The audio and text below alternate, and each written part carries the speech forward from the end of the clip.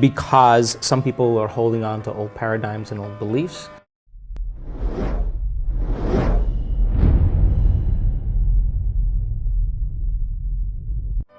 Hello guys! Do you want to empower yourself and make your life look like a beautiful adventure? Did you have enough of the average and you want to become supernatural? You're at the right place. Dr. Dispenza explains what does it mean to become supernatural and how to achieve that state. Yes, it's a state of mind, you heard it right. What else could it be? We all are the same, we all even have similar bodies. Everything physical is similar. The only thing that drastically differentiates one human being from another is the state of mind, our beliefs and perceptions. So, are you ready to ride with us? Before I leave you with Dr. Dispenza, if you love his work and you don't want to miss my new videos, hit that subscribe button and the bell button next to it. Enjoy!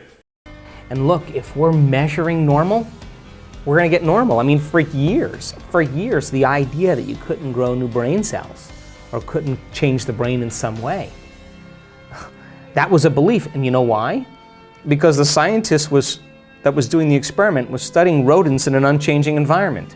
How could there ever be any new connections or new circuitry or new brain cells if there's no new experiences? So I think in the age of information, in the age of technology, ignorance is a choice. And people are beginning to go, hey, I don't need my doctor to tell me about this. I can get on the internet and read it. Hey, I'm going to read a book on quantum physics and I'm going to ask the mysterious questions. I'm going to step outside of convention myself. So once you step outside of convention, you will be considered foolhardy or insane until you're able to produce some type of change. Then you're considered a saint, a holy man, a mystic, a genius. Dare to be original. So I think the camp is divided in a very big way. That's the reason why I'm doing all the measurements. Because I want people to understand that the person that healed themselves of that condition, that traumatic brain injury, I want to show you that their brain is better. They're not just saying I feel better. No, they are better. I want them to see that. Now, they didn't do that with a drug. They didn't do that with a therapy. They didn't do that with anything except by thought alone.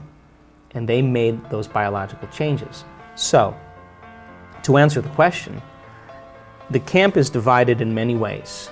The old paradigms, and then the new understandings and the new paradigms. And then there's this little kind of bridge in between, and we're only as good as the people that are willing to execute it.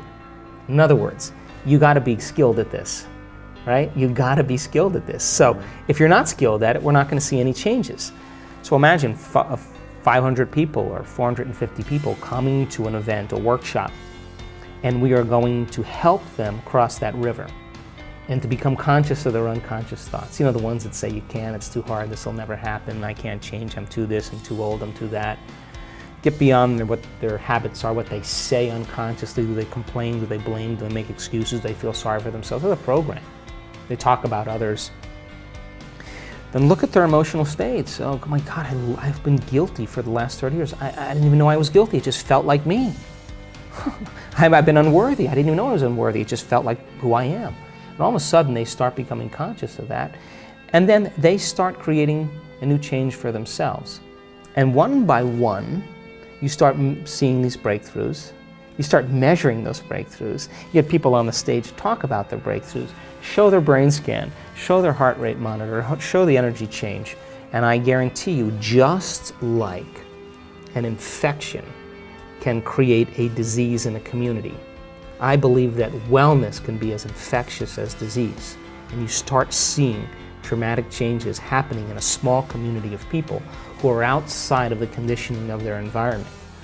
The science has to be done to measure it, but the measurements are only as good as our students. And if they're not doing the work, if they're not developing the ability to sustain brainwave states, if they're not getting beyond their analytical mind, because what separates the conscious mind from the subconscious mind is the analytical mind. And if a person doesn't get beyond their analytical mind, they'll still think within their belief. And I've measured enough brains to tell you is that when you think within your belief, or you think within those limited emotions, you are going to make your brain worse. without a doubt. It's only when you transcend that analytical mind that you start falling in to those subconscious programs and you begin to step into the autonomic nervous system where you can change your chemistry and your biology. So then if our students aren't good at doing that, then it's still a philosophical concept, pie in the sky principles. But what we want to do is we want to give people the knowledge, the information, and blend the sciences of possibility, whether it's quantum physics or neuroplasticity or neuroendocrinology or epigenetics or whatever it is, hormonal changes, psychoneuroimmunology. We want to give them the information and have them reason it. We want them to be able to turn to someone next to them and explain what they just learned so they wire it in there. Sure. We want to give them the instruction and have them review the instruction, and then we want to put them into the experience. Not everybody is going to have the experience, but all we need is a few. And if that person or series of people have that experience, that transformation, and we measure that transformation, that's more information to teach transformation the next time, because I can understand what took place. So our work is only as good as our students' ability to regulate and change those states. But I do know that if you give people the opportunity and they have enough times in their environment to apply it, you'll start seeing those transformations occur. And now we're stepping outside the paradigm of the human beings are limited, they're powerless, they need these external things to take care of them. I think it's time that we start taking a little bit more responsibility for these things and seeing if we're able to do it in a practical, measurable way. So I fund all the research myself. I hire all the researchers and scientists. The neuroscience group, we have all those measurements taken. We have them reviewed by other peers. We have the HRV material run through an organization and then run through individual-wise, case by case, with certain physicians. We send the energetic measurements back to the university in Russia, so we're doing everything we can to say, are we doing this right, you know? Cool. But we are capturing anomalous things. Awesome. And those anomalous things are causing people to scratch their head. I mean, as an example, you'll see a strip chart on a brain scan and you'll see like, oh, that's beta, oh, that's alpha, oh, there's theta going on there, oh, a little gamma there.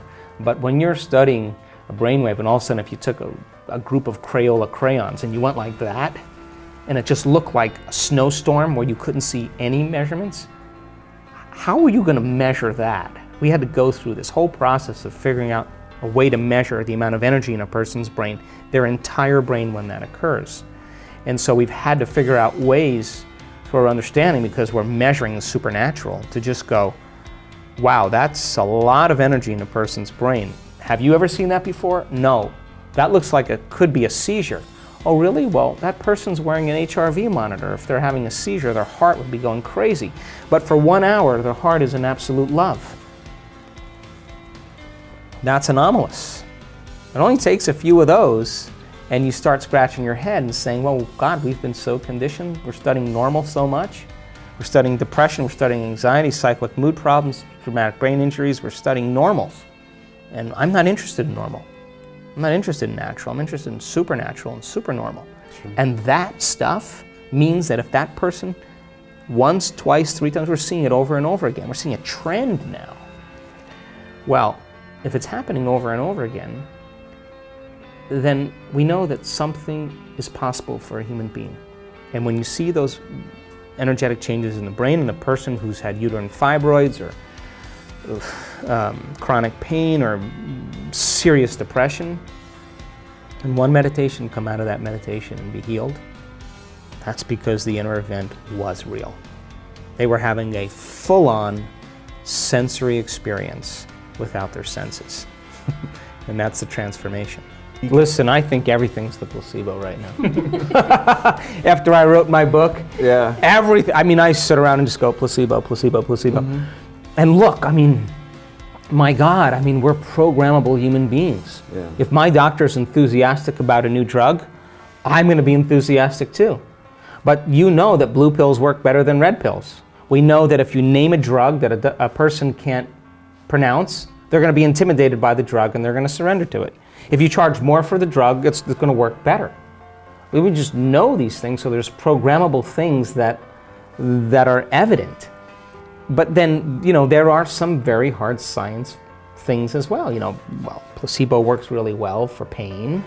Placebo works really well for anxiety. Placebo works very well for inflammation. Placebo works very well for well-being. We know that. But in doing the research that we did and understanding how the placebo works and then teaching it, I am very pleasantly surprised at the effects that we produced that were way outside of what I expected. So the person's belief then that they could get better from their condition has added to the effect that they got better from their condition. So to me, there's so much of it that is belief. And when look, do I believe that germs create disease? Hardly. If I believe that germs create disease and I was nervous about germs everywhere, in the crazy clinic that I used to be in quite a bit, but we have and run, with hundreds and hundreds of people moving through there, there's snot flying everywhere. If I believed in germs, I would be sick every day.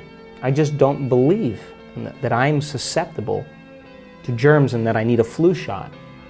I don't believe that. I just don't.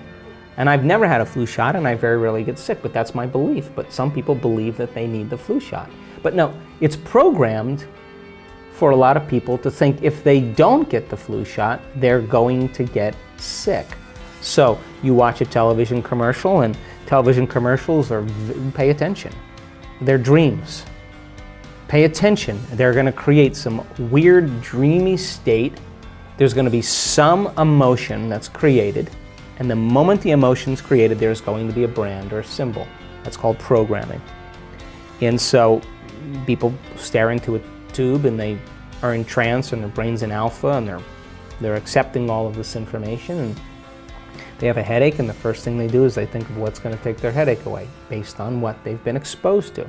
Now you would say that's free will. That's not free will. That's informed choice based